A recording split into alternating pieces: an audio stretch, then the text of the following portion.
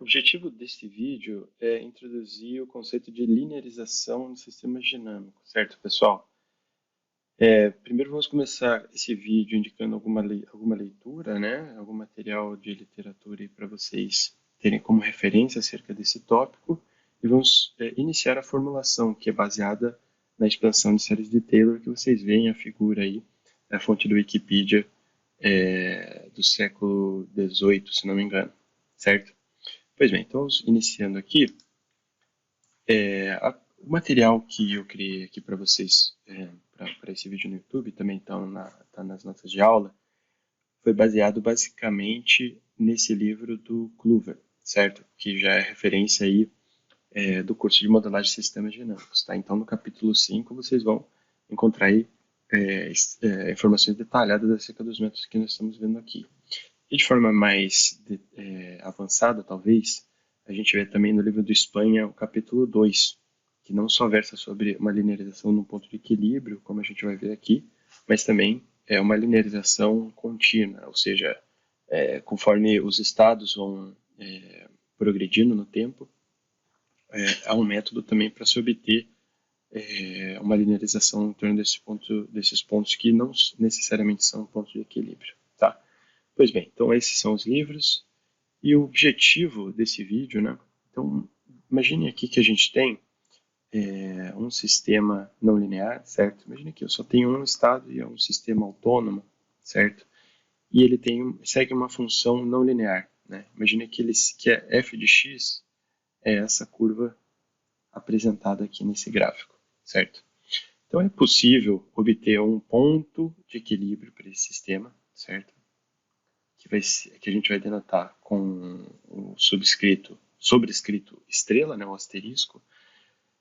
É possível obter esse ponto de equilíbrio, pessoal, e nesse ponto de equilíbrio traçar uma reta sobre essa curva, né? A derivada desse ponto dessa curva f de x, nesse ponto x estrela, vai ser o que nós chamamos de aproximação linear desse sistema dinâmico, certo?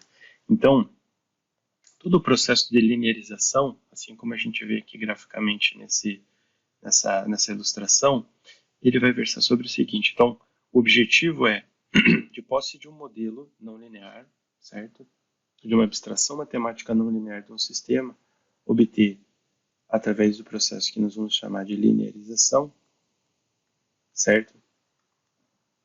Obter uma representação aproximada em torno de um ponto de equilíbrio, certo? Então, vejam que aqui nós temos uma função no geral não linear e aqui o nosso modelo espaço-estados linear, certo? Então, o objetivo vai ser aqui, para esse caso, claro, a gente só está vendo com um estado para a gente poder ver em duas dimensões aqui, né? Mas a gente vai estender todo esse conceito para várias dimensões, certo? E para vários estados. Para vários estados e para várias entradas. Pois bem, então como é que fica a formulação desse problema, né? Então imagine aqui que a gente tem agora um modelo no espaço de estados, certo? Descrito através dessa equação, que possua um estado e uma entrada, certo? Vamos começar só com o estado e uma entrada para depois poder estender para um caso mais geral, certo? Então o primeiro passo vai ser definir pontos de equilíbrio. E quem são os pontos de equilíbrio? Vamos colocar aqui pontos de equilíbrio, eles vão ser, para os estados vai ser x estrela e para as entradas vai ser u estrela. Então, na maioria dos casos, o que a gente vai fazer? A gente vai definir, por exemplo, uma entrada. Eu vou falar assim, olha, meu ponto de equilíbrio vai ser com u estrela igual a 2, por exemplo. E esse u estrela igual a 2, a gente vai obter, então, o ponto de equilíbrio no estado. Como é que a gente faz isso? Definindo a função f de x u estrela, x estrela igual a zero. Porque o que acontece? Quando essa função é igual a zero, isso quer dizer que o meu estado não varia, certo? F de x não é a derivada do estado? Então, pois bem. Então, eu sei que a derivada do estado no equilíbrio vai ser igual a zero. Então, a função de x estrela ou estrela tem que ser igual a zero também. Então, eu defino ou uma entrada de equilíbrio ou um conjunto de estados, aqui nesse caso apenas um estado, de equilíbrio e vou ter, então, o meu correspondente, certo? Ok, então acabamos de definir aqui as variáveis, os pontos de equilíbrio, certo? Então o próximo passo vai ser definir as variáveis de perturbação, certo? Quem vão ser elas? Por caso dos estados, eu vou denotar como ΔX, e por caso das entradas, eu vou denotar como ΔU, certo? E quem vão ser essas variáveis de perturbação?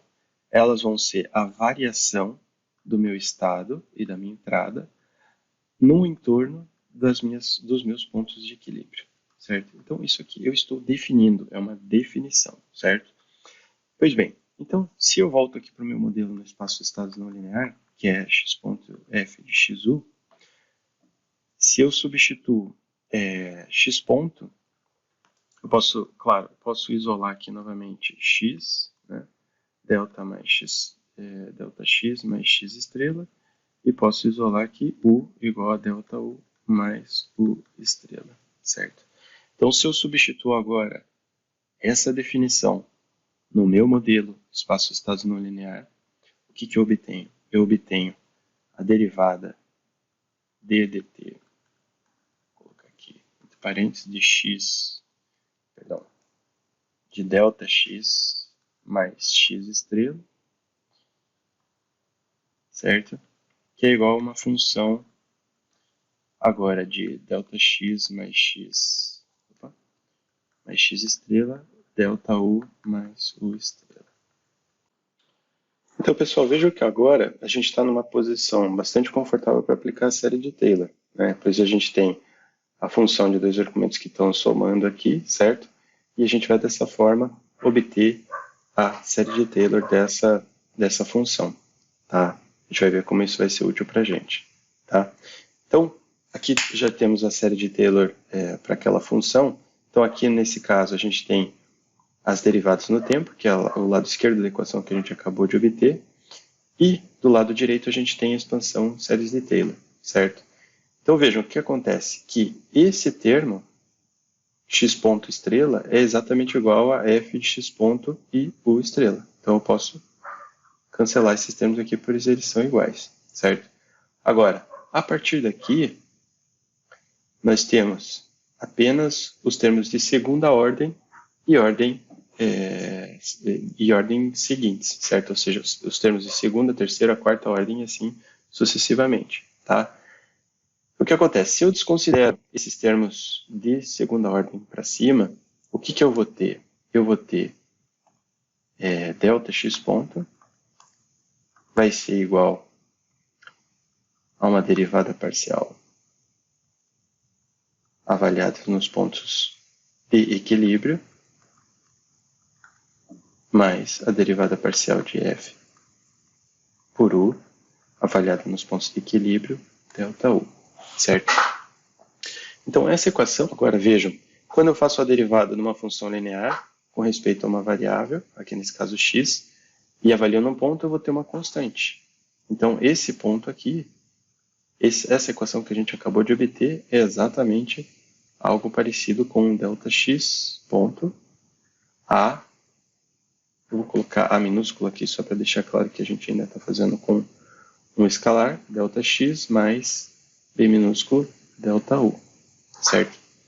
E assim a gente conclui o procedimento de linearização, tá? Uma observação importante é que esse modelo que a gente acabou de obter, que é igual, como eu acabei de escrever no outro slide, A ΔX mais B delta U. Ele é descrito em termos das variáveis de perturbação, certo? Então, se a gente quiser obter uma aproximação linear desse modelo linearizado, a gente tem que somar ΔX com o ponto de equilíbrio x estrela, certo? Então, essa aqui vai ser uma aproximação linear ao entorno de um ponto de equilíbrio, tá? No próximo vídeo, a gente vai aplicar o que a gente acabou de obter aqui em um sistema simples de um estado e uma entrada.